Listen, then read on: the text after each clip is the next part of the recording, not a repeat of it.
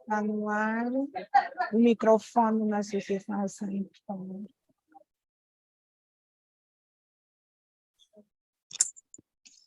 Né?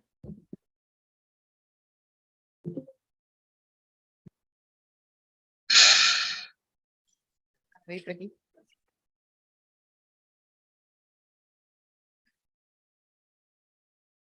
Presidente Sofiana, pode começar.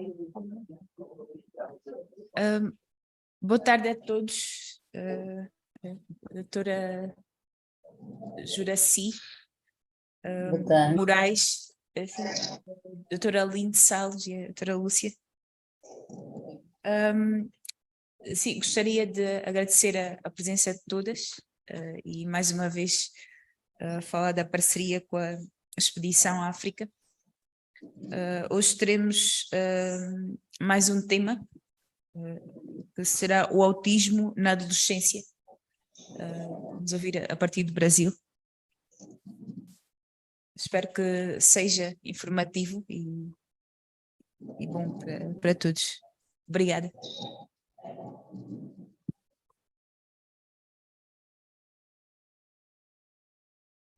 Doutora Aline, por favor, tenha a bondade. Bom dia em Angola, já boa tarde. Tudo bem, senhora Lúcia? Tudo bem? Todos da associação, doutora Juraci. Um bom dia do Brasil para Angola, né? Acho que mais um dia para adquirirmos mais conhecimento.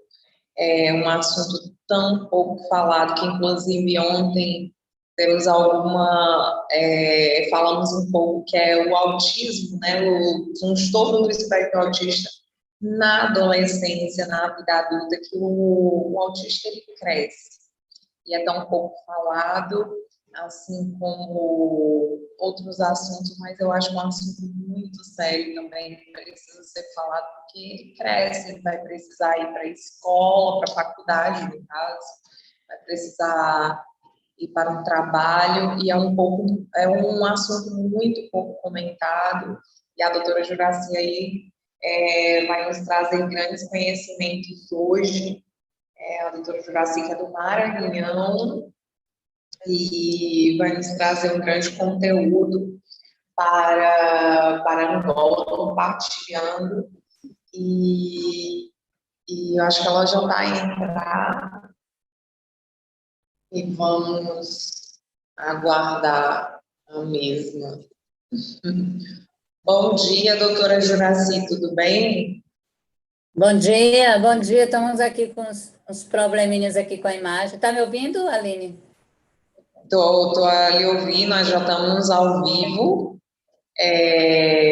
com o YouTube. Minha imagem não está saindo, né? O seu vídeo não, tá? Aparecer algumas slides. Apresentação, autismo na adolescência. Eu estava aqui a falar, doutora Juraci, que ontem estávamos a comentar com a Fernanda Carneiro que o autismo na adolescência é muito pouco falado, e foi um tema que, quando a senhora nos trouxe, eu disse, poxa, uma pessoa que se importa e que vê algo que precisa sim ser falado, ser debatido, e de muita importância. Nosso coração ficou muito feliz com o tema da senhora, porque nem todos os profissionais, as pessoas, foi um filho, uma criança autista, e o tema da adolescência foi algo bem relevante, foi bem grandioso, né? Bom dia, Aline. Em primeiro lugar, eu quero agradecer o convite, tá? Na sua pessoa e pela associação aí, OSAI. E, como você disse, é muito comum vermos falar no autismo, na infância, né? Na adolescência, na verdade, há, inclusive, poucos livros, na literatura ainda se fala muito pouco, as pesquisas atuais ainda são escassas, né, no autismo na adolescência. Temos temos muito poucos artigos, mas agora que, conhecendo mais sobre o autismo, agora que o DSM-5 veio com novos critérios, agregando, sendo muito mais abrangente, acredito que aí, muito em breve, teremos muitos outros artigos, muitas pesquisas. Mas vou falar da minha experiência clínica, vou falar um pouco da adolescência normal, porque para sabermos o que é atípico, nós precisamos conhecer o que é típico, não é mesmo? Porque é muito difícil identificarmos algo que está fora dos padrões quando não sabemos qual é o padrão. Então, assim, o autismo na adolescência é algo bem peculiar e muitas vezes não diagnosticado. Esse adolescente chega muitas vezes por transtornos emocionais. Mas vamos falar o que é um pouquinho da adolescência. É um período de transição, né, no desenvolvimento entre a infância e a vida adulta, que impõe grandes mudanças. E essas mudanças são físicas, cognitivas, psicossociais, né, porque vai ter o surgimento dos hormônios, com a puberdade, glândulas começam a funcionar. Então, é um período de amadurecimento e de transição, que todos nós, querendo ou não, temos que passar por ela. E, para iniciar, devemos definir qual é a idade, né, em que somos considerados adolescentes. Aqui no Brasil, nós temos, juridicamente, o Estatuto da Criança e Adolescente, que estipula de 12 a 18 anos, mas na Organização Mundial de Saúde, ela é estipulada de 10 a 19 anos. E nesse período, né, de transição, há certas características que vou discorrer, que é onde há a separação dos pais, há um aprofundamento nos relacionamentos com os pares, né, há uma busca de autonomia, vai crescendo essa autonomia gradativamente, e a busca intelectual vai se intensificando. A adolescência, ela tem os seus estágios, né? É importante que saibamos a pré-adolescência, de 10 a 14 anos. Hoje, sabe-se que a puberdade está vindo aí um pouco mais precoce, já muitas vezes inicia em 8 a 9 anos e está tudo certo. Muitas vezes pensamos em puberdade precoce, mas hoje, 8, 9 anos, as meninas já estão surgindo, broto mamário, os pelos, mas consideramos a pré-adolescência até então 10 a 14 anos. Na pré-adolescência, que é a fase inicial, é o período onde a gente observa as mudanças mais acentuadas em termos físicos, de atitude, comportamentais, né? Porque é onde a manifestação fica mais nítida, né? Com o surgimento de pelos, os meninos começam a mudar a voz, as meninas começam a mudar a composição corporal. E nessa fase, meninos e meninas começam a criticar já os hábitos familiares, insistem em passar mais tempo com seus pares, já não querem ficar tanto tempo com os pais, já não é tão divertido com os pais como antes. A fase intermediária, né, de 14 a 16 anos, onde grande parte das transformações corporais, surgimento de seios, o surgimento de pelos, o aumento do músculo nos meninos, nessa fase já aconteceu essas transformações. O adolescente agora está muito preocupado com a aparência, com a autoestima, e esse processo de separação dos pais, iniciado na fase anterior, na pré-adolescência, continua, e pois não. E a vinculação fundamental é com o grupo, né? Com os seus pares da mesma idade. Estão me ouvindo bem?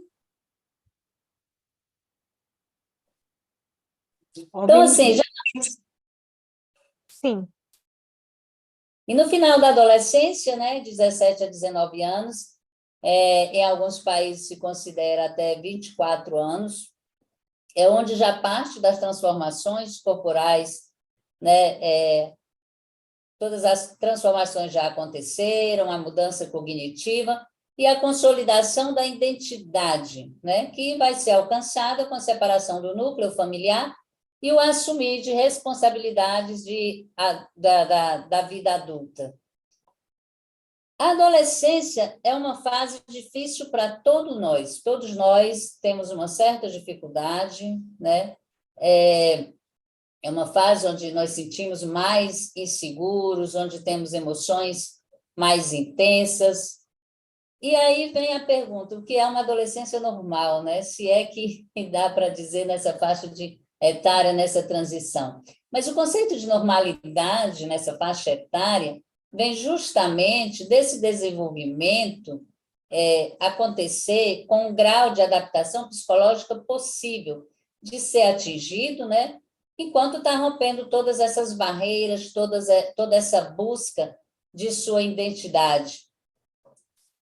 E os componentes da adolescência são vários, né? O desenvolvimento físico, como já falei, porque vai passar por essas transformações que vai desenvolver tanto a maturidade física como sexual, que vem junto com a capacidade reprodutiva, vai surgir os pelos, a mudança de voz, os cheiros, vai mudar toda a composição corporal, vai perder aquela identidade infantil e ainda não sou adulto, não sou criança, ainda não sou adulto, quem eu sou, e há toda um desenvolvimento na parte reprodutiva, na parte sexual, e depois o amadurecimento cognitivo, que na adolescência, esse amadurecimento cognitivo abrange uma faixa de habilidades muito grande, mas a mudança cognitiva central, principal da adolescência, é a capacidade de pensar de forma abstrata, porque até então a criança ela tem um pensamento que a gente chama pensamento concreto, que é o raciocínio operatório concreto, segundo Jean Piaget, foi um grande estudioso do desenvolvimento infantil. E aí ele começa a pensar de forma abstrata, no raciocínio que a gente chama operatório formal. E com isso vem a elaboração de respostas hipotéticas e a capacidade de fazer generalizações a partir de situações específicas. A socialização na adolescência ela vai estar muito ligada ao senso de pertencer a um grupo de pares. Isso é extremamente importante para a sensação de bem-estar do adolescente. O desenvolvimento da moral. Quando somos criança, a moralidade, a gente chama moral heterônoma, quer dizer, é a moral dos meus pais. É aquela moral onde diz assim, olha, não faz isso, é errado. É errado por quê? É errado porque papai falou que é. Quando na adolescência, eu já não aceito mais essa moralidade dos meus pais, eu começo a ter a minha própria. E aí, as leis não são mais válidas pelo mero fato de serem leis. Porque se o adolescente acha injusta, ele tem que mudar. Tem que haver um consenso social para que ele aceite essas leis, para que ele reconheça as normas em termos do que é bom para a sociedade, quer dizer, chama moral autônoma. E a autoestima, que é um componente essencial da adolescência, né, que essa mensuração vai ser pela valoração que o outro dá, né, com base no sucesso percebido nele mesmo e em suas conquistas pelo outro. E as garotas, né, adolescentes, elas têm mais problemas para manter essa autoestima.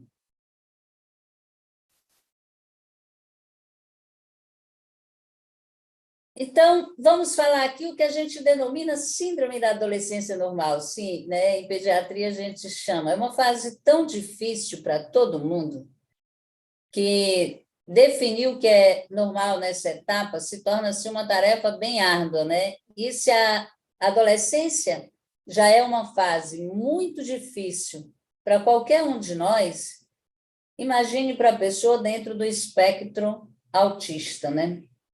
Porque na adolescência é um processo no qual se deve admitir e compreender, né, de todas essas mudanças, a aparente patologia, a fim de conhecer a realidade do adolescente, que vai passar por desequilíbrios e instabilidades extremas. Teve 2 autores, que é o Aberasti Nobel, que denominou síndrome da adolescência normal, mas por fim didático, né? E ele pontua as características do adolescente. É importante saber por que há tanto desequilíbrio emocional, rebeldia, porque na adolescência é a fase onde nós nos sentimos muito inseguros. É a fase onde temos os sintomas mais contraditórios da nossa vida. Há inúmeras transformações, né? Como já falei, o estirão da puberdade, devido às alterações hormonais, há mudanças no cérebro, há inúmeras mudanças na forma de pensar, no jeito de agir, na maneira como interpreta as coisas, a capacidade de pensar de forma abstrata. Adquirimos a capacidade de nos colocarmos no lugar do outro de forma muito mais assertiva. Então, daquela criança dependente dos pais, que devia obediência cega aos pais, e a quem nós tínhamos na infância como heróis nessa fase, nós, como pessoas perfeitas, nós descobrimos simplesmente que são imperfeitos nossos pais, que eles não são heróis, que eles também têm suas fragilidades. Então, o adolescente agora passa a ter autonomia de seus pensamentos, de processar suas próprias opiniões e escolhas. E, com isso, iniciam-se as contestações, com muita capacidade de argumentação. Porque, quando é criança, ela veste aquele vestidinho lindinho que a mamãe colocou, porque a mamãe quer, e eu aceito de boa. O menino também vai fazer ali o que o papai quer, que é vestir igual a roupinha do papai. Quando eu chego na adolescência, opa, eu estou me formando um novo indivíduo. E esse indivíduo tem seus gostos. Esse indivíduo já não aceita vestir algo só porque mamãe quer, fazer algo porque papai falou. Eu vou começar a questionar. E nesse processo de se formar um indivíduo à parte, um novo ser, diferente do meu pai, diferente da minha mãe, eu não sou. A mamãe diz, vai ser médica porque... Estou falando médica aqui, mas é qualquer profissão, né? Vai ser médica porque papai quer. Não, isso é algo que você queria para você, não é o que eu quero para mim. Mas até então, na infância, ele dizia sim a tudo que papai falava, né? Então, junto com isso, vem o quê? As inseguranças, a ansiedade e o processo central da adolescência, que é a busca de sua identidade, de sua individualidade. Está se formando um novo indivíduo, está se formando um novo ser. E esse indivíduo, com seus desejos, com seus gostos, vai desenvolvendo o quê? Sua personalidade. A personalidade é o meu jeito próprio de me comunicar ao mundo, de comunicar a minha individualidade, quem eu sou, como eu sou e de que jeito eu sou. Então, eu desenvolvo minha personalidade quando eu acho o jeito de mostrar para os outros, de comunicar aos outros como eu sou. Por quê? Porque eu tenho personalidade, que é a representação e a comunicação do meu indivíduo, dos meus pensamentos, da minha forma de ser, da minha moral, do que eu acho. Então, se eu comunico ao mundo exatamente quem eu sou, significa que a minha personalidade, que é a representação e comunicação da minha individualidade, são iguais. E aí eu formo o quê? Minha identidade. Mas para o adolescente é muito difícil. Por quê? Porque ele ainda não sabe quem ele é. Ele está construindo sua individualidade, ele está construindo sua personalidade. Então, ainda não tem como ele ter sua identidade. Ele não sabe direito quem ele é. Ele não sabe qual curso ele quer fazer. Ele tem muita dificuldade em se posicionar, em tomar decisões. E nessa busca incessante por entender quem se é, porque ele não sabe quem eu sou, não sou criança, não sou adulto, como eu penso, quais são os meus valores, os meus princípios, eu estou em construção. E nessa busca, ele tem a necessidade de quê? De se inserir, de pertencer a um grupo com os quais se identifica. E cada vez mais ele vai se distanciando dos pais. E uma sensação comum a todos os adolescentes é: quem está ao meu lado? E pode entender tudo que se passa dentro de mim.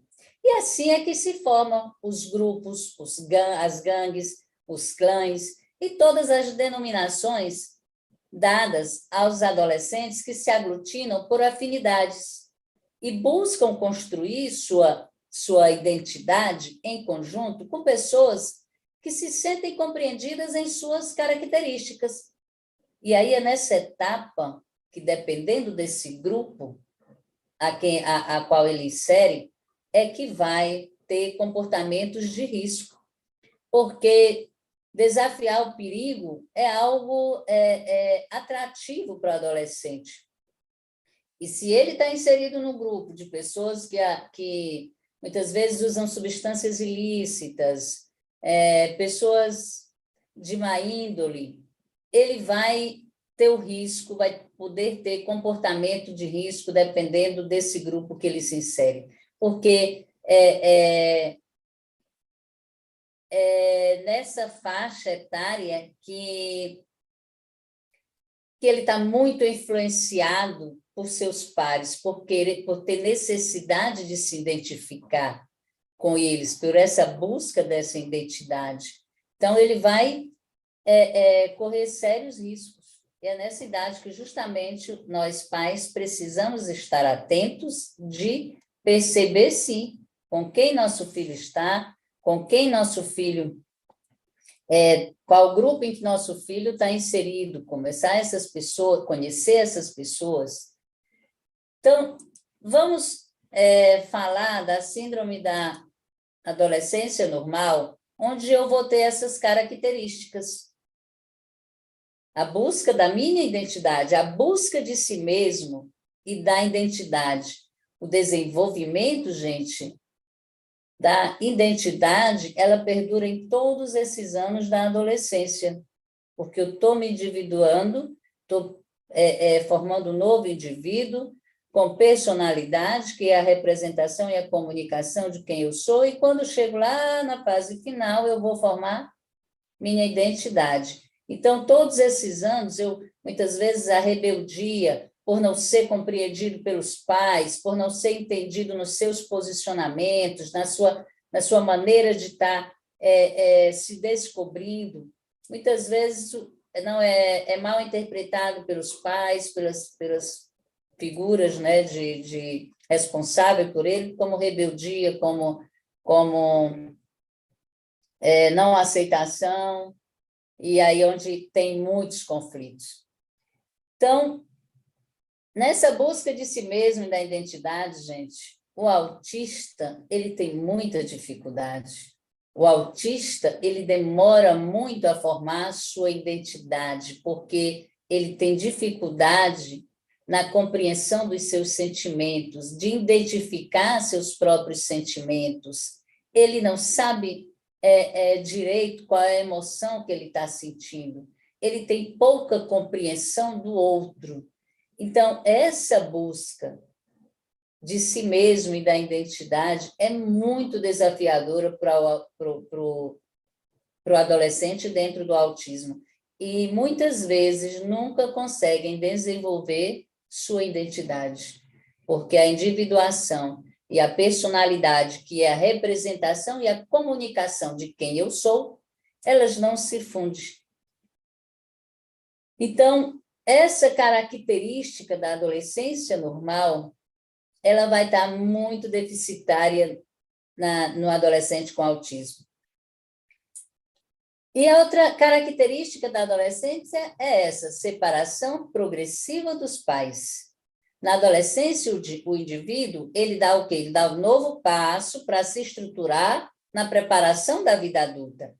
A presença concreta dos pais começa a ser desnecessária, porque agora a separação destes não somente é possível, como se faz necessária nessa conquista de sua identidade. Enquanto para a criança, a família, né, é o núcleo social mais importante, é com quem as crianças gostam mais de estar, é com os pais, ela quer que o pai brinque com ela quer, na hora de sair, ela quer sair com os pais, ela o tempo todo está interessada nas atividades familiares.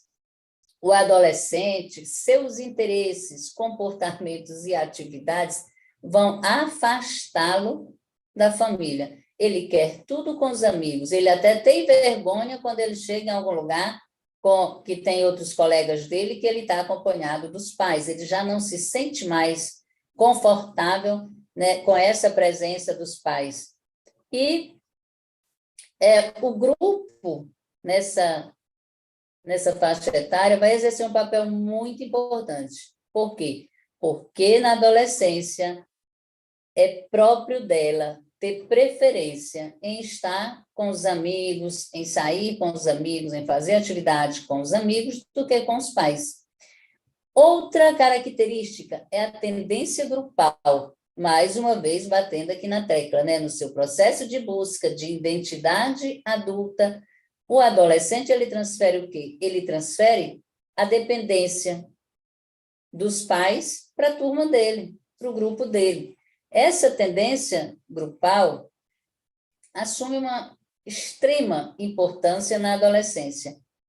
Mesmo quando não está dentro do espectro, o adolescente que não consegue se encaixar no grupo, não consegue se assimilar a seus pares, ele vai ter muito mais possibilidade de desenvolver transtornos emocionais, como depressão, como ansiedade.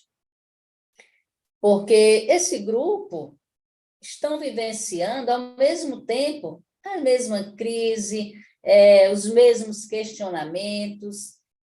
O grupo constitui o quê? A transição que é necessária no mundo externo para alcançar essa individualização adulta.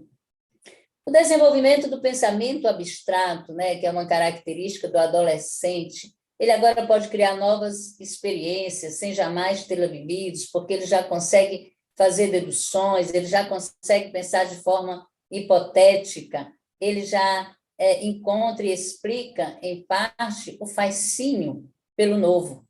A evolução da sexualidade, né, é, sem dúvida, um dos aspectos mais relevantes da síndrome da adolescência normal. Na adolescência começa a busca, a descoberta pelo corpo, né? Sabemos que é onde começam as masturbações, começa a curiosidade. O menino muitas vezes descobre o orgasmo, o sêmen, a menina, a menstruação. Então, assim, vai evoluindo essa sexualidade com os hormônios, sente a vontade de beijar, sente prazer ao se tocar.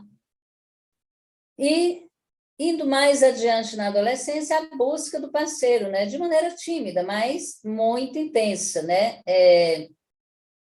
A sexualidade nessa etapa da vida, quando não é orientada pelos pais, quando não há uma estrutura familiar, ela pode ter consequências graves, né? Como gravidez na adolescência, aborto. Alguém tem alguma dúvida, quer falar alguma coisa? Tudo bem, né? Então, assim, as doenças sexualmente transmissíveis, porque o adolescente, sabemos que ele é impulsivo e, no momento, ele pode não se prevenir. E isso vai trazer agravos para a fase adulta. Mas uma coisa bem importante aqui dessa evolução, sabemos que o namorar na adolescência, eles são muito apaixonados, né? Como eles são muito intensos, as reações emocionais do adolescente são muito intensas. Quando ele começa a namorar, com 2, 3 dias, aquele vínculo, para ele, já é muito intenso. Embora inconstante, para o adolescente, naquele momento, que o adolescente ele vive o aqui e o agora, é considerado sempre definitivo, mas faz parte da adolescência essa descoberta da sexualidade. Outra característica da adolescência normal é a inconsistência, né? Eles alternam muito rapidamente de opiniões. No momento, ele tem um amigo ou uma amiga que eles amam. Em outro momento, eles odeiam. E está tudo certo. É assim mesmo. Essa inconsistência, tanto de sentimentos como de comportamento, de julgamento, faz parte. Ele ainda não formou a individualidade nem a personalidade. Então, está se mudando no novo ser. Crises religiosas. É muito frequente as crises religiosas no adolescente. Eles oscilam de extrema fé. Um dia estão dizendo, não, eu sou evangélico, sou da igreja ortodoxa, no outro dia, não, agora eu sou ateu. Eu não acredito mais em Deus. E aí essas coisas são momentâneas, né? E assim, uma hora ele pode defender com veemência o ateísmo, e 2 dias depois ele está participando de grupos religiosos. Isso é muito comum. Isso, acho que quase... Eu mesmo, na minha adolescência, né, eu venho de uma família evangélica, na minha adolescência, me lembro bem que eu tive, será que Deus existe mesmo? Mas onde é que estão essas provas que Deus existe? E você vem com esses questionamentos, que é comum da adolescência, essas crises religiosas. A vivência temporal. Gente, o critério de tempo para a adolescência é muito singular.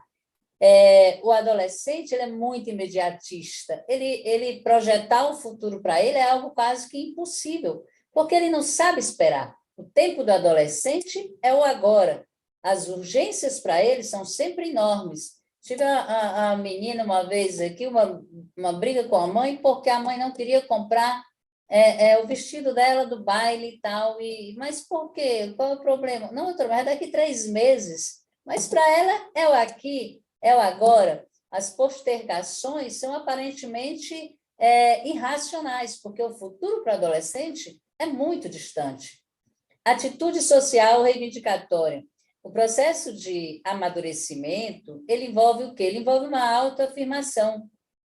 Então, ele vai contestar demais, né? Ele vai estar sempre reivindicando direitos. Ele não vê muitas responsabilidades e os deveres, mas os direitos eles estão sempre contestando, eles estão sempre se afirmando, estão sempre fantasiando o que é o mundo ideal deles. E nessa procura, né, desse universo melhor, quando não encontra espaço, ele vai o quê? Vai agir com agressividade, vai agir com rebeldia. E não é por ser simplesmente agressão, oposição, né? Precisamos entender que faz parte de sua caminhada em direção ao novo ser, ao ser que está se formando, né? Outra coisa é as flutuações de humor. Sabemos que as mudanças de humor são típicos da adolescente, né?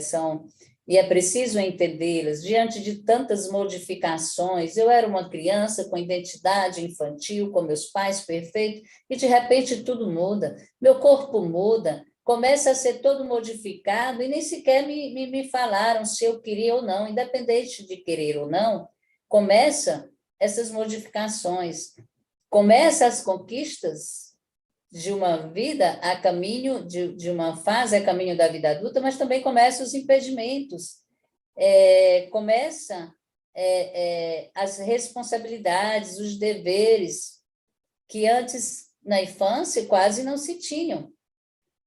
E aí percebe-se o quê nas flutuações de humor? Os sentimentos de exaltação. Uma hora estou muito eufórico, estou muito feliz, acho a vida maravilhosa. De repente, estou depressivo, quero chorar, acho a vida ruim. Então, são muitas as experiências vividas a cada dia. E a reação delas a cada uma é variada, né? Assim que o jovem, nesse moldar o ser, o indivíduo, ele vai aprendendo, né? Vai aprendendo a ter sentimentos próprios e a elaborar suas dificuldades. Outra coisa, gente, é a manifestação contrária de conduta, né? Contraditória de conduta. O adolescente, como ele está à procura de seu papel na sociedade é através da experimentação que ele vai encontrar. Então, não é esperado na adolescência que ele tenha uma linha de conduta rígida, né? Porque sua personalidade está se formando, ela é maleável, ela está sendo moldada. Então, ora ele quer algo, ora ele não quer. Hoje ele quer, eu quero, meu sonho, o sonho da minha vida é ser engenheiro. Amanhã ele não tolera nada de engenharia. Isso é muito comum. E os comportamentos de risco que eu quis acrescentar, que é muito comum e é o que nós devemos estar atento, né? Nós, como os pais, como sociedade, aos comportamentos de risco da adolescência. Sabemos que, na atualidade, um dos problemas é que eu considero, na minha opinião, um dos maiores problemas, né, de saúde pública é a adição a drogas. E quando isso inicia na adolescência, é muito mais devastador de quando é iniciado na vida adulta. Então, o adolescente ele tem fascínio por comportamento de risco, porque a impulsividade, a imaturidade cognitiva, a incapacidade ainda pelo próprio córtex pré-frontal não está totalmente desenvolvido, ele ainda tem uma incapacidade de medir as consequências do seu ato. Então, muitas vezes, por influência do grupo, ele comete a experimentação a drogas, ou às vezes até comportamentos de furtos, comportamentos muito inadequados, justamente por a imaturidade, por a impulsividade e pelo grupo que está inserido, que é onde aí devemos intervir. Então, agora vamos, que sabemos como é o típico, que sabemos como é a adolescência normal, agora vamos saber como é o TEA em adolescentes. Antes de falar das características, né, próprias do TEA em adolescentes, que o slide. Vamos voltar aqui. Busca de si mesmo e da identidade. O adolescente com autismo, ele também tenta, mas pela incompreensão, pela pouca habilidade que ele tem de compreender os sentimentos do outro, de compreender os seus próprios sentimentos, essa busca da individualização dele vai ser muito mais difícil. Porque para eu descobrir quem eu sou, como eu sou, para eu me formar como um indivíduo à parte, como um ser, eu preciso estar cada dia me conhecendo um pouco mais, conhecendo os meus sentimentos, conhecendo o outro, para que eu possa comunicar, para que eu possa representar e dizer quem eu sou, isso é a minha personalidade. Então, eu vou ter muita dificuldade em me tornar um indivíduo, um ser, porque eu não consigo compreender meus sentimentos, eu não consigo compreender o que realmente eu quero, eu não sei. No autismo, isso é muito mais intenso. Então, assim, formar a identidade no transtorno do espectro é muito mais desafiador, é muito mais tardio e, infelizmente, para alguns, isso não acontece. Separação progressiva dos pais. Gente, não há essa separação. Na adolescência, na infância, às vezes, eles até conseguiam, né? E chegar no parquinho e conversar com os amiguinhos, mas quando ele vai entrando por 9, 10 anos, ele já começa a se retrair.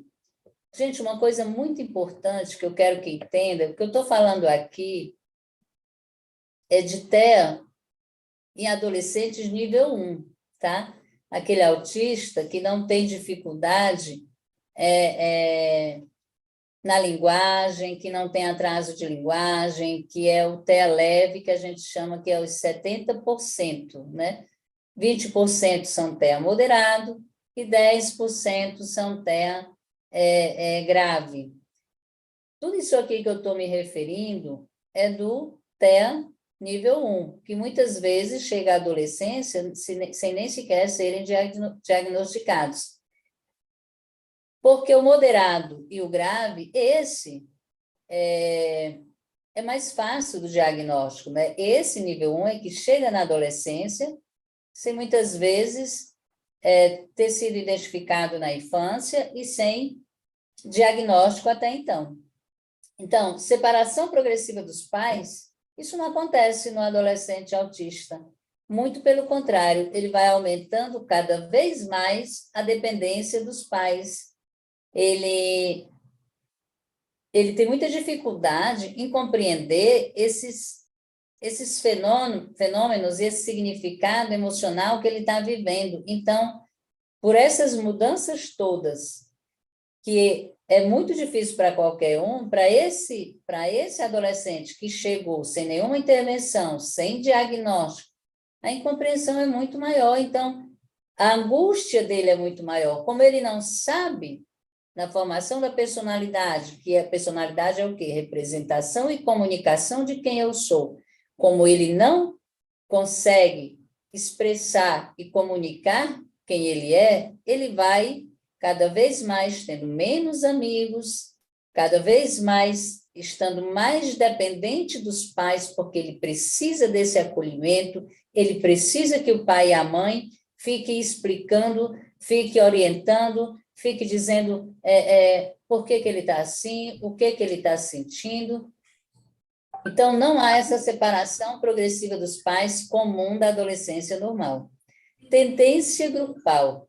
Essa tendência grupal no adolescente com autismo, ela não ocorre. O adolescente ele tem muitos poucos amigos, alguns, quando tem, é lá da fase escolar. E essa tendência de se inserir no grupo não acontece, porque ele até tenta, mas ele não consegue compreender as pistas sociais dos colegas. Ele tem um sentimento de não conseguir encaixar no grupo. Ele tem um sentimento de não ser adequado, de ser totalmente inadequado. Então, ele vai, se até 9 anos, 8 anos, ele costumava ter 4, 5, 6 amigos, a tendência dele é ter cada vez menos amigos e cada vez mais estar próximo dos pais. Desenvolvimento do pensamento abstrato, né? Essa é a mudança cognitiva central cerebral que eu falei que acontece na adolescência normal. Esse desenvolvimento do pensamento abstrato, ele não ocorre ou ocorre de modo muito deficitário no autismo. Eles têm muita dificuldade em interpretar conceitos abstratos, em entender ironias, em compreender as entrelinhas. Então, essa maturação cognitiva é muito deficitária no autismo. E aí o pensamento dele continua sendo um pouco lá da infância. Por isso, sempre o adolescente com autismo, eles são considerados com um comportamento um pouco mais infantilizado do que o normal. Evolução da sexualidade. Ocorre, né? Ocorre no adolescente autista. Agora, ela é muito tardia. Enquanto o adolescente normal, já com 12, 13 anos, ele quer beijar na boca, ele pisca o olho para a coleguinha, ele já dá uma insinuação. O adolescente com autismo, ele é sem jeito, ele é desengonçado, ele não entende essas pistas sociais, ele tem dificuldade até em se aproximar de alguém e elaborar o que vai dizer. Então, essa evolução da sexualidade é tardia, é muito comum, aqui mesmo no consultório, né, quando identificado principalmente meninas com 25 anos ainda virgens. No mundo atual, sim, nesse mundo atual. Meninos com 20 anos, que muitas vezes vêm ao consultório porque está com depressão e nunca antes foi diagnosticado autismo, com 20 anos sem nunca ter tido uma relação sexual. Assim, não é que seja normal iniciar atividade sexual na adolescência, mas sabemos que é uma realidade, né? Os adolescentes iniciam essa vida sexual de bitoca, de beijo, de abraço, muito cedo. O autista, não. Ele tem muita dificuldade nessa evolução da sexualidade. Inclusive, quando eles se casam, ou é com a primeira namorada séria que tiveram, ou na segunda, mas são de pouquíssimos relacionamentos. Então, assim, inconsistência, né? O autista ele não é nada inconsistente. Ele tem um pensamento, tem rigidez de pensamento, rigidez de comportamento. Se ele gosta daquela comida, ele tem consistência nela. Se ele gosta de tal roupa, ele vai ter consistência nela. Se ele gosta de tal pessoa. Então, assim, ele não tem essa inconsistência característica da adolescência normal. Crises religiosas, o autista não tem. Na crise religiosa, como eu disse, na minha adolescência, eu me perguntei, será que Deus existe mesmo? Então, assim, o adolescente normal, ele vai de misticismo exacerbado, de hoje muito ortodoxo, com seus valores religiosos, e amanhã um ateu. Não, o adolescente isso é adolescência normal. O adolescente com autismo, se ele é evangélico de tal igreja, ele vai permanecer naquela igreja. Pela rigidez de pensamento, ele não tem essas crises religiosas. O que ele acredita vai ser sempre o que ele vai acreditar. Vivência temporal, né? A vivência temporal no autismo é diferente. Ele não é tão imediatista quanto o adolescente normal. Ele gosta de previsibilidade, ele gosta que as coisas sejam ditas previamente. Se a mãe vai sair com ele daqui um mês, ele já quer ser antecipado e ele espera, ele tem que se preparar para aquele futuro, ele tem que se preparar para aquela ocasião. Então, ele não é imediatista, não é no aqui e agora, como o adolescente normal. Atitude social reivindicatória, ele não vai ter. O autista, ele não vai reivindicar nada. Eu me lembro que quando eu estava na adolescência, eu teve uma fase que eu queria ser hippie, eu achava bonito aquilo, né? E aí eu queria reivindicar o meu direito de ser hippie.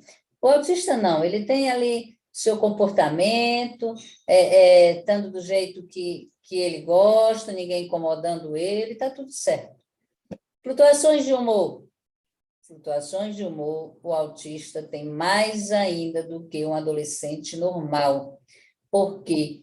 Porque se para o autista normal, todo dia há novas descobertas, há novas conquistas e há muitas mudanças na adolescência, e ele flutua o humor por essas condições, o autista é a pessoa, é o indivíduo que ele não gosta de mudanças. Essas mudanças que ocorrem no dia a dia, para ele, são extremamente angustiantes. Tudo que é novo é muito angustiante. Então, cada dia, com situações novas, é muito mais desafiador. Então, essas flutuações de humor vão ser muito mais intensas, vão ser muito mais duradouras no adolescente com autismo. O adolescente com autismo, os pais já dizem assim, nossa, ele já acorda mal-humorado, ele já acorda zangado. Para o autista, simplesmente amanhecer o dia e ter que cumprimentar as pessoas, bom dia, para ele isso já é causa assim, de desconforto, porque ele não acha necessário estar cumprimentando as pessoas. Então, flutuações de humor é muito mais frequente no adolescente com autismo. Inclusive, a maioria dos autistas, ele chega ao consultório justamente por as flutuações de humor, que muitas vezes são confundidas com bipolaridade, nas meninas por personalidade borderline, porque elas se automutilam com frequência, devido a essas situações muito angustiantes. Sair de casa para algo novo que nunca fez é desafiador. O adolescente normal, não, ele gosta, ele tem as flutuações de humor dele, mas não é em relação ao que é novo, à mudança, a conhecer novas pessoas, novos lugares, ele até gosta. O adolescente autista, ele tem flutuação de humor por tudo que é novo, por tudo que é mudança, por tudo que é diferente, por tudo que sai da sua rotina. Manifestação contraditória de conduta. o mesmo, né, que já falei. Ele tem rigidez de pensamento, ele tem rigidez de comportamento, então ele não vai ter essas manifestações contraditórias. Se ele acha que isso é cinza, vai ser cinza e acabou, né? Então, assim, comportamentos de risco no autismo é bem menos. Por quê? Porque se ele acha que aquilo é errado, que aquilo ele não deve fazer, se ele aprendeu que aquilo é de tal forma, ele vai exercer aquilo. Então, assim, não estou conseguindo. Tá, mudei. Então, o TEA na adolescência, como eu já falei, né, vai depender muito da gravidade do TEA. Nós estamos falando aqui do TEA leve, né? E se essas transições e mudanças, todas que nós falamos aqui, já são difíceis para o adolescente neurotípico, de por si para o neurodivergente, né? Então, as transições e mudanças da puberdade vão ser muito mais difíceis, né? Essas emoções, toda essa mudança corporal, tudo isso vai ser muito incompreendido. E, assim, de extremo sofrimento para o autista, principalmente, como disse, que a maioria nessa fase vai estar sem diagnóstico, sem tratamento, e chega muitas vezes por depressão ou por comportamento suicida. Então, como é que eu vou suspeitar de autismo nos adolescentes, né? Como eu disse, tudo que vai se afastar daquelas características da adolescência normal, tudo que se afastar disso ali, você começa a suspeitar de algo, né? Que algo não está dentro do que se espera para uma adolescência normal. Então, assim, tem suas peculiaridades, né? Ainda mais se ele não recebeu o diagnóstico, se não houve essa redução de danos, né? O adolescente chega por isso aqui, ó, transtorno de ansiedade, transtorno depressivo, comportamentos suicidas, e isso depende da gravidade do TEA. E quando fala gravidade, gente, é a gravidade dos sintomas dos transtornos emocionais, que muda, igual no normal, muda muito de indivíduo para indivíduo. Então, assim, desde a infância, né, esse indivíduo vem buscando o convívio natural de sua família, como agir em determinados contextos, que para ele não é fácil, e ele vai levando uma bronca aqui, outra ali, vai adquirindo estratégias compensatórias, e até certa idade ele consegue, de certa forma, ter socialização, mas sempre é muito pobre. Sempre vai ter alguma estereotipia que ele camufla, que ele esconde, mas aí ele vai criando, né, mecanismos de compreensão das dificuldades. E quais são os sinais, né, que eu devo buscar no adolescente, para que eu possa estar identificando? Na adolescência, é muito comum que eles estejam o quê? Em grupos, fazendo uma identificação com as pessoas da mesma idade, que está passando pelas mesmas crises. E esse adolescente dentro do espectro, ele vai ser aquele adolescente bonzinho. Ele não é rebelde, ele não gosta de sair de casa, ele tem preferência para estar no quarto dele. Na maioria das vezes são bem estudiosos. Os pais acham uma maravilha de dizer assim, mas esse menino não me dá trabalho. Ele é obediente, ele é muito responsável com os compromissos da escola, não preciso nem me preocupar, enquanto outros adolescentes só querem viver na rua com os amigos, já querem participar de festas, já querem ir para shows. O meu, não, o meu gosta de ficar em casa, estudando. Não, esse menino não me dá trabalho. Opa, tem que acender aí uma luzinha vermelha. Isso não é característico dos adolescentes neurotípicos. Então, assim, por quê? Ele tem muita dificuldade na formação de amizades, né? Os amigos que ele tem é bem poucos, é 1 ou 2, às vezes o mesmo que veio lá da fase escolar, Se ele mudou de escola, ele teve muita dificuldade na transição de uma escola para outra, porque eles não se dão bem com mudanças, né? Qualquer mudança causa extremo sofrimento. Então, mudar de escola, aquelas pessoas tinham 1 ou 2 amigos, mas os colegas a quem ele já conseguia dizer um olá, um oi, agora, num novo ambiente, ele vai ter muita dificuldade. E muitas vezes ele não forma mais amizades quando eles mudam de escola na adolescência. Então, enxergam as situações sociais de maneira muito mais direta, muito mais literal. Eles têm dificuldade de ser intuitivo, como os neurotípicos, né?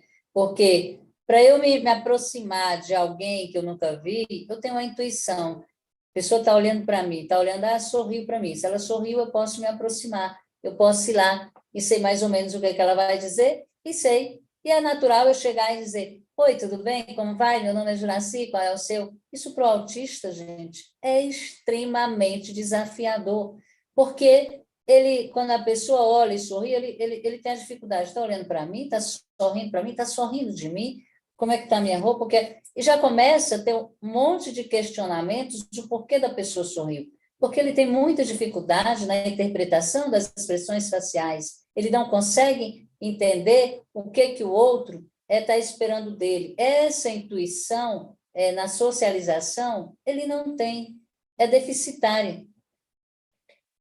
Ele tem uma linguagem corporal confusa. Ele tem uma forma de falar, eles são muito literais. Então, quando fala, não gostei disso, você quer tal, isso. Então, assim, por eles terem uma maneira pedante na forma de falar, eles dão, às vezes, muita impressão que estão sempre mal-humorados, e os próprios colegas já se afastam.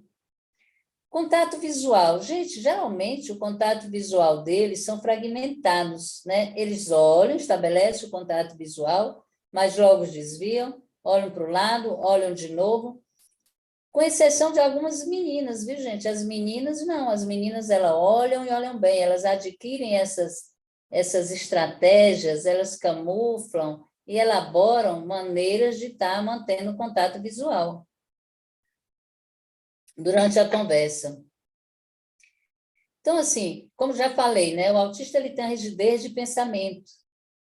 Então, ele tem muito conflito com os amigos, por exemplo. Tem 2, 3 amigos. Qualquer ali conversa que o amigo difere dele, diverge dele, e ele achava que isso ali tinha que ser de tal jeito, de tal forma, e o amigo discorda completamente, ali já é suficiente. Não pensa igual ele, não aceitou a opinião dele, e como ele não tem habilidade de acolher o ponto de vista do outro, o pensamento dele é aquele mesmo, não há flexibilização para que ele possa avaliar a forma que o outro falou, ele tem muita dificuldade, tem flexibilidade e rigidez do pensamento, então ele entra muito em conflito, mesmo aqueles que eram os amigos, muitas vezes deixam de ser, por essa rigidez e inflexibilidade do pensamento. Os adolescentes dentro do TEA, eles são muito aderentes à rotina, diferentemente dos adolescentes normal. Ele quer cada dia, o adolescente normal, ele quer cada dia uma coisa nova. O autista, ele gosta de rotinas, ele gosta que as coisas sejam sempre do mesmo padrão, são assim muito metódicos, tem todo aquele ritual para tomar banho, para vestir a roupa, se ele começa por determinada parte, todos os dias é do mesmo jeito, até na organização das coisas dele, se ele gosta das coisas em determinado organização, a sua maneira, tem que ser daquele jeito, se alguém muda, ele se irrita. O adolescente normal, ele é mais característico de ser desorganizado, né? Então, assim, não consegue ser diplomático, ele é muito radical nas decisões, há muito conflitos entre eles, porque ele não consegue ver as duas partes de uma situação. Ele pensa daquela forma, ele vai ser radical naquela decisão e ele não vai entender, ou é 8 ou é 80 para ele, né? Dificuldade em entender, né, os sinais, os sinais sutis, os sinais da conversa, das expressões faciais. Ele vai ter não é, nesse período, né, os sinais sociais são bem evidentes, né? A gente fala, a gente conversa, a gente se expressa pelo olhar, pela articulação das mãos. Para ele, ele vai ter muita dificuldade. Isso não é tão evidente, né? E isso, gente, essa dificuldade em entender os sinais sociais do colega, as pistas, como é o que o colega ali está falando, se falou em ironia, se falou em entrelinhas, se foi um sarcasmo, ele não compreende muito bem. E aí, infelizmente, isso pode fazer com que esse adolescente seja rejeitado e muitas vezes tido como estranho, como esquisito. E aí ele apresenta um sofrimento excessivo e uma desregulação emocional muito intensa por ele não conseguir, às vezes, resolver situações simples do cotidiano por dificuldade em entender os sinais sociais. Altos níveis de ansiedade. Gente, tanto a criança como o autismo, o adolescente autista, ele tem muita dificuldade nas mudanças de rotina. Ele tem muita dificuldade com acontecimentos inesperados. O professor mudou, a prova ia ser hoje, ele se preparou para a prova de história, chega lá, o professor mudou a prova. Isso, para ele, é extremamente ansiogênico. Ele tem muita dificuldade em compreender essa mudança. Eles precisam de previsibilidade, eles precisam saber o que vai acontecer. E aí eles têm muita dificuldade em se adequar, em se encaixar, tanto no grupo, como coisas simples do cotidiano, como, por exemplo, quando a mãe diz assim, meu filho, vai lá no supermercado tal, compra isso e tal. Mãe, por favor, não, mãe, não sei o quê. Às vezes, dentro do carro, meu filho pergunta ali para fulano qual é o nome dessa rua, e ele tem muita dificuldade em se aproximar. Ele tem muita ansiedade. São situações ansiogênicas, coisas que para a gente é muito natural chegar e se aproximar de alguém no consultório, em algum lugar. Olá, como vai? Bom dia. Ele vai elaborando mentalmente, quando a mãe exige que ele vá até o garçom fazer o pedido, ele vai elaborando, não, vou chegar lá e vou dizer, bom dia, eu quero um refrigerante, um suco, não, vou chegar não, oi, e tal, e aí, esse elaborar mentalmente, essa dificuldade em se aproximar e iniciar uma conversa espontânea, isso é muito ansiogênico e, na maioria das vezes, ele desiste. Então, são comportamentos que chamam muito nossa atenção, né? Outra coisa bem comum é a intolerância a determinados estímulos, né? Adolescentes que se incomodam com determinados barulhos, determinados cheiros, eles têm muita dificuldade, às vezes, com etiqueta, com algumas texturas, são muito sistemáticos, né? Às vezes, chegam na escola, o barulho do ar-condicionado, do ventilador, aquilo incomoda, os colegas fazendo barulho, conversando ao mesmo tempo. Então, eles comentam muito que sentem muitas dores de cabeça, né, na escola, que tem dificuldade de manter o foco, manter a atenção e manter a concentração, porque os estímulos os irrita, os incomoda e os tira do foco. E é muito comum pensarmos que a desatenção, a dificuldade de concentração é apenas no TDAH. Não, gente, ela existe no autismo e às vezes é mais intensa do que no TDAH. Eles falam a verdade sem filtros, né? Eles não têm esse filtro social. Se chega na casa de alguém que a mãe levou, que foi almoçar, e diz assim, e a pessoa pergunta, e a comida estava boa? Não, estava salgada. E a mãe, meu filho, não pode falar assim, mas não é que eles estejam sendo grosseiros, né? É que eles falam a verdade mesmo, eles não têm esse filtro, são muito sinceros, né? Como falei, problema de atenção, de concentração, né? Tem muita dificuldade em compreender o conceito abstrato. Lá, no amadurecimento cognitivo, né? Falei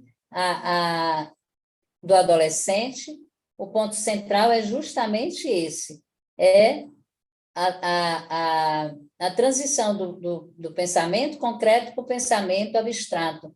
Essa transição, ela é muito lenta, né? Ela acontece em alguns, e nem todos. Até na vida adulta, às vezes, eles vão ter muita dificuldade com abstração, com ironias, com sarcasmo. E o problema de atenção e concentração, como citei antes, né? Qualquer estímulo distrai facilmente, ou barulho vai incomodar, eles têm muita dificuldade. Às vezes, um pensamento, eles já divagam naquele pensamento. O autista, ele pensa muito. É muito comum chegar aqui no consultório, doutor, eu quero algo para dormir, porque eu não aguento pensar tanto, eu penso demais. Porque tudo eles têm que pensar, gente, que elaborar mentalmente antes de fazer. Até eu sair do quarto, abrir a porta para dizer bom dia aos pais. Eles primeiro elaboram mentalmente. Então, assim, às vezes eles sentem o cérebro cansado, né? Eles não gostam de estar em longas filas, eles não gostam de ir a shows, lugares que tem muita gente, pessoas conversando ao mesmo tempo. Devido à dificuldade de integrar os vários sons que houve, isso gera-se um desconforto, um sofrimento muito grande, gera angústia, gera muita irritabilidade, porque para eu estar no lugar e eu tolerar aqueles vários barulhos, é pela facilidade que meu cérebro tem de integrar essas informações. Eles não têm essa facilidade, eles têm alterações nas conexões cerebrais. É tão tal que se ele estiver conversando aqui com uma pessoa e um pensamento passar, ele já perde aqui o fio da conversa. Se tiver em assuntos que não é do interesse dele, ele vai devagar nos pensamentos e ele também já não vai saber do que estavam conversando. Então, eles têm muita dificuldade em conexões cerebrais para integrar o som que vem de cá, ouço o som, isso aqui é som de música, isso aqui é som de alguém conversando, eles não conseguem. Então, aquilo vira uma confusão muito grande e o desconforto e o sofrimento é intenso, né? Eles têm sensibilidade ao toque, não adianta você chegar e querer abraçar um autista de surpresa achando que vai agradar. Não, eles não gostam, principalmente de pessoas com quem eles não são familiarizadas, mesmo com os pais. Há aqueles momentos, há aquela hora, há a situação que ele vai, se aproxima e abraça a mãe, mas também não é qualquer hora que a mãe chega e abraça que ele vai gostar, não. Tem muita dificuldade, né, em expressar seus sentimentos, em expressar suas emoções, tem muita baixa autoestima. Eu tenho uma menina aqui que foi diagnosticada aqui no consultório, aqui na clínica esses dias, uma menina linda, do cabelo loiro, olhos azuis, corpo de modelo. E ela tem um cabelão grande e o cabelo assim, para que percebesse o menos possível do rosto dela, e inclusive um rosto lindo. Uma baixa autoestima muito grande. Por quê? Porque eles, nessa idade, pela cognição preservada que os adolescentes de nível 1 têm, eles se dão conta que eles são diferentes. Ela não é igual a amiguinha, ele não é igual o amigo. Muitas coisas ele não entende ali daquelas pistas sociais.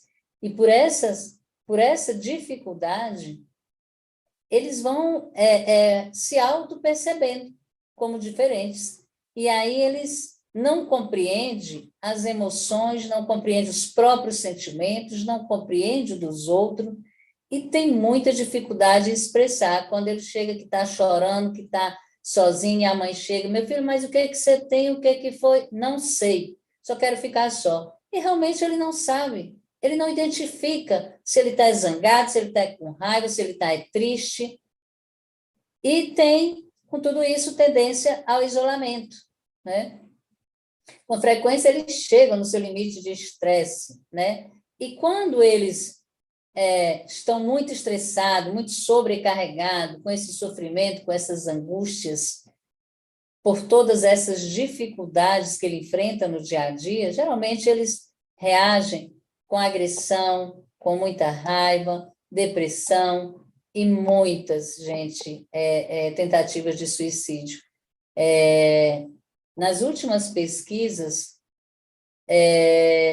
e pesquisa retrospectiva, quer dizer, depois que a pessoa suicidou-se, que for investigar. Outro dia eu lendo uma dessas pesquisas que foi publicada na revista da Associação Brasileira de Psiquiatria, sabe-se que muitos dos suicídios efetuados, principalmente de pontes, são de pessoas que provavelmente seriam autistas quando fizeram uma pesquisa retrospectiva, inclusive com a investigação na família, com os familiares próximos, e não diagnosticados. Então, sempre que houver pessoas próximas com tentativas de suicídio, pensamento de suicídio, aquele adolescente que diz assim, eu sou ansioso desde quando? Sou ansioso desde sempre. Acenda uma luzinha vermelha. Pode ser que essa pessoa esteja dentro do espectro, ou até mesmo fenótipo ampliado, porque, por todas essas dificuldades aqui citadas, eles chegam no seu limite de estresse e muitas vezes não dão conta. E, por não terem diagnóstico, são incompreendidos. Agora vamos falar de um caso, de uma, como é que se diz? De peculiaridades à parte, que é o autismo em meninas. Essas, agora é que sabemos um pouco sobre autismo em meninos, porque toda a literatura, todas as pesquisas até então, inclusive as escalas de rastreio diagnóstico, escala diagnóstica, todas por não ser identificado antes, todas foram feitas baseadas no autismo em meninos. Então, tal que a prevalência, né, nas literaturas é de 4:1, e hoje sabemos que não é essa a prevalência do autismo. Na verdade, as meninas são subdiagnosticadas.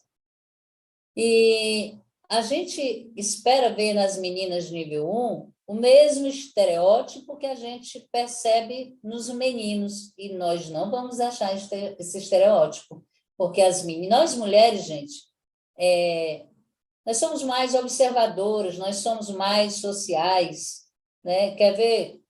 Se a gente vai numa festa, se eu vou numa festa, vamos supor, com a Aline, com a Lúcia, eu vou ver o vestido que a Aline está, vou ver o vestido que a Lúcia está. Daqui 6 meses, se nós tivermos uma outra festa de casamento e a Aline repetir o vestido de bola, ela está repetindo o vestido que ela vestiu lá na festa de formatura de fulano. A Lúcia está repetindo a mesma roupa. O marido da Aline e o meu marido, se passaram a noite inteira na mesma mesa, no dia seguinte perguntar qual é a camisa que o marido da Aline estava, meu marido não vai saber.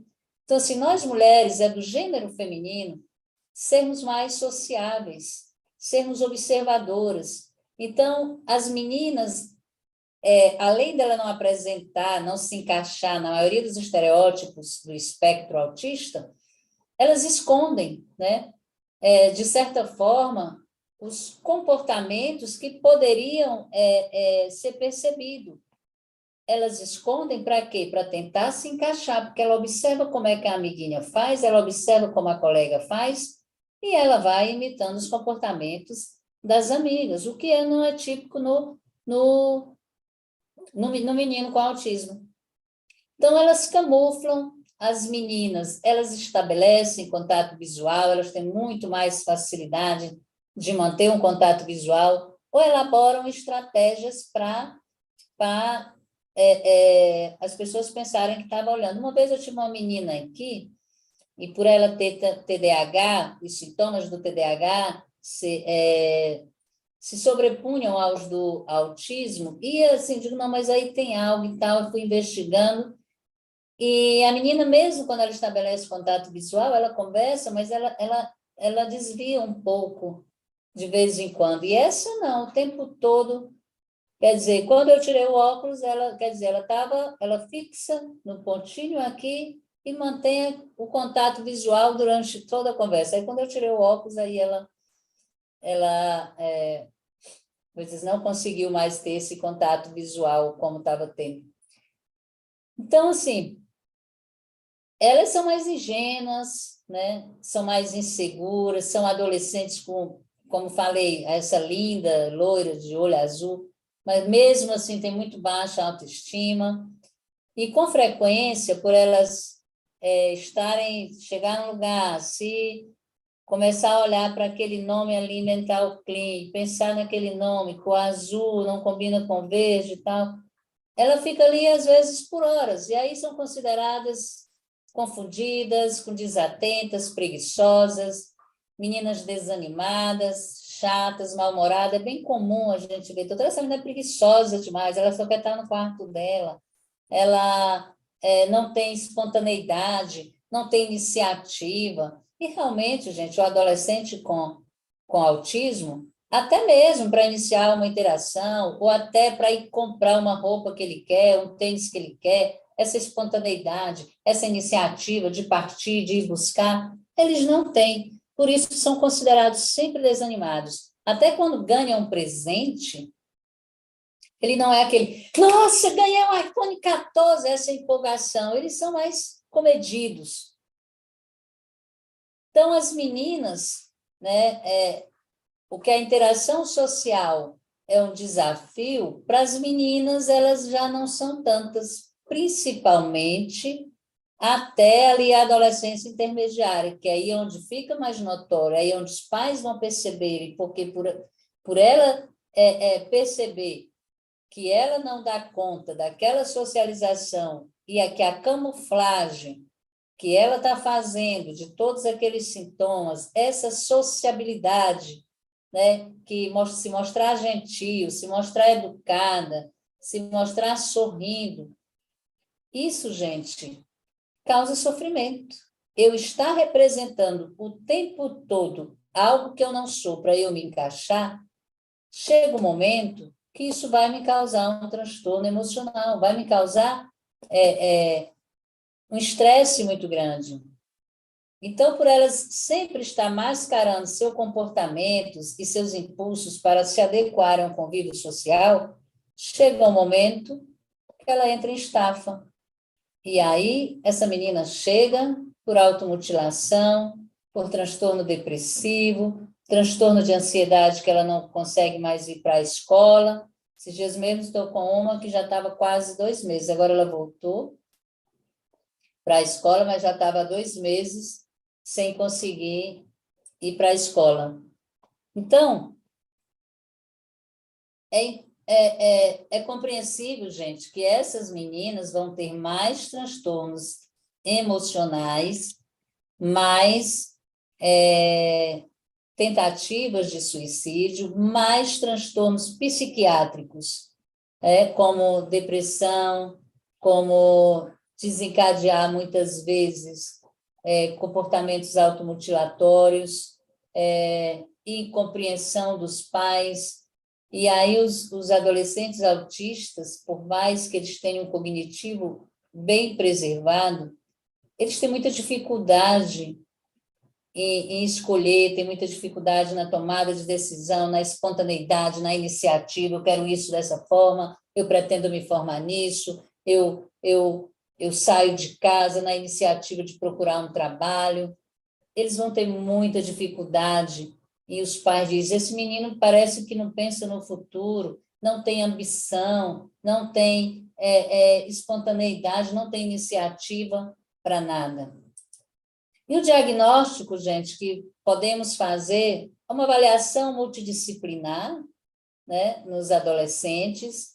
Existe uma escala que tem para todas as faixas etárias, inclusive tem um módulo específico para a adolescência, que é a ADOS-2, que é uma escala diagnóstica, mas ela precisa de treinamento, o médico especialista e preencher os critérios do DSM-5. Quando eu falo médico especialista, não é necessariamente o psiquiatra infantil, neuropediatra, um médico que conheça autismo, principalmente autismo em adolescentes, que é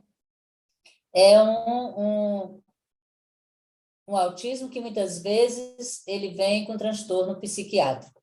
Gente, estou aqui, esse é meu recado, isso foi o que eu queria passar, e meu muito obrigado, tá? Se tiver alguma... Sensacional, Juraci. Parabéns, minha amiga. Obrigada. Tem alguma pergunta, alguma dúvida?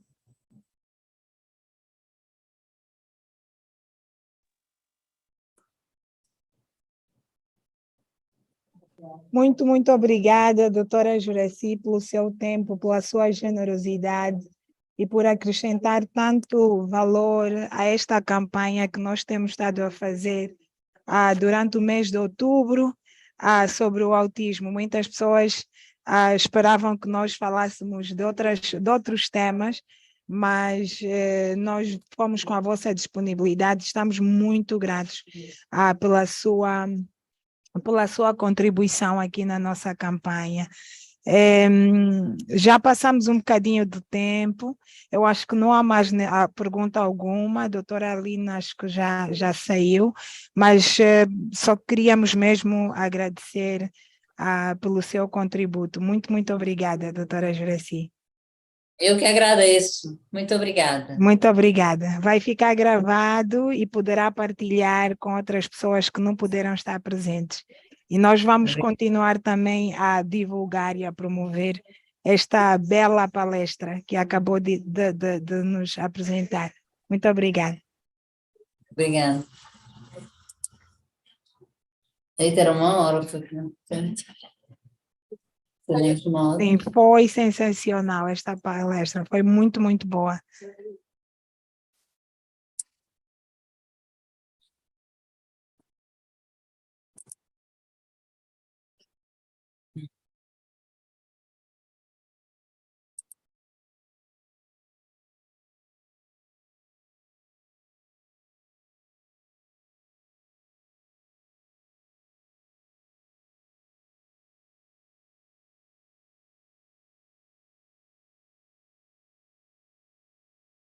Agradecer a doutora Juraci? Sim, a doutora Juraci, pela palestra, foi muito informativa, deu a perceber os vários estágios do autismo, né, dentro da adolescência. E assim, queria agradecer também novamente a Aline Salles, da Expedição África, e as pessoas que tiveram a ver-nos durante a palestra toda, a doutora Lúcia também, e obrigada mais uma vez.